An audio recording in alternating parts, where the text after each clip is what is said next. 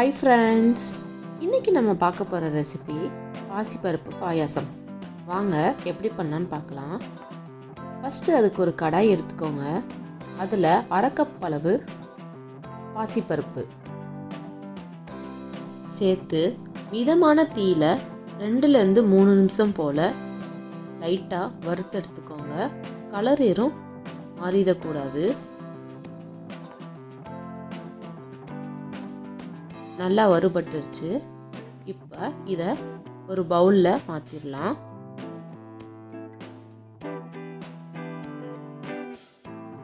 இதோட 2 ஸ்பூன் அளவு ஜவ்வரிசி சேர்த்துருங்க.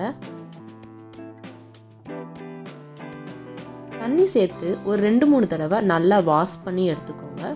அப்போ பருப்போட ஸ்மெல் எதுவும் பாயாசத்தில் வராமல் இருக்கும்.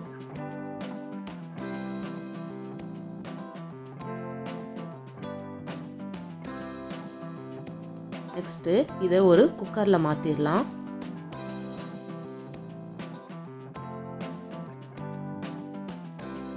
குக்கரில் மாற்றிட்டு 2 கப் அளவுக்கு நான் தண்ணி சேர்த்துக்கிறேன். குக்கர் க்ளோஸ் பண்ணி 4 விசில் மட்டும் வச்சுக்கோங்க.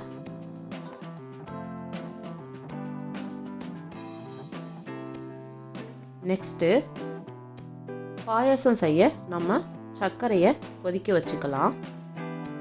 அதுக்கு 1 கப் அளவு வெல்லம் எடுத்திருக்கேன். அரை கப் பாசிப்பருப்புக்கு 1 கப் வெல்லம் கரெக்டாக இருக்கும். இதில் 1 டம்ளர் அளவுக்கு தண்ணி சேர்த்து நல்லா கலந்து விட்டுருங்க. பாகு கொதிக்கட்டும்.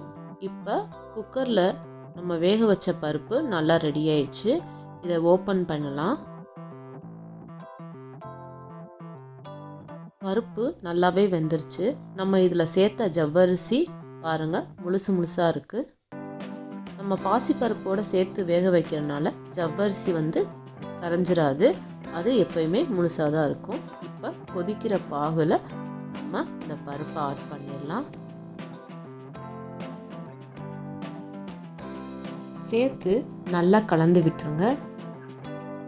நம்ம சேர்க்கும்போது தண்ணியாக இருக்க மாதிரி இருக்கும். 1 நிமிஷத்துக்கு அப்புறமா நல்லா திக்னஸ் வந்துடும். நெக்ஸ்ட்டு இதில் ஒரு அரை கப் அளவுக்கு தேங்காய் பால், கட்டியான தேங்காய் பால் எடுத்து இதோட ஆட் பண்ணிக்கிறேன்.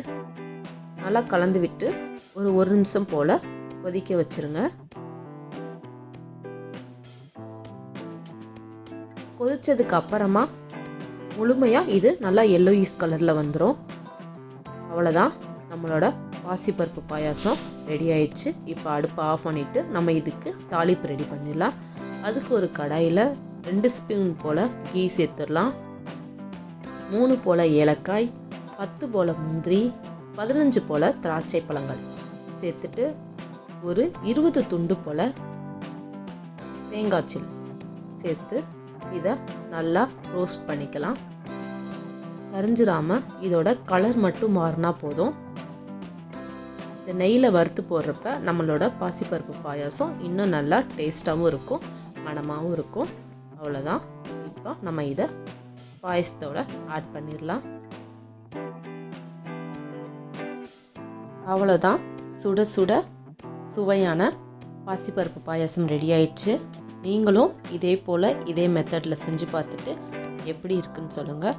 இந்த வீடியோ உங்களுக்கு பிடிச்சிருந்தா லைக் பண்ணுங்கள், கமெண்ட் பண்ணுங்கள், ஷேர் பண்ணுங்கள். மறக்காமல் அர்ஃபான் கிச்சன் சேனலுக்கு சப்ஸ்கிரைப் பண்ணுங்கள். ஈஸியாக சமைக்கலாம், ருசியாக சாப்பிட்லாம். Bye bye.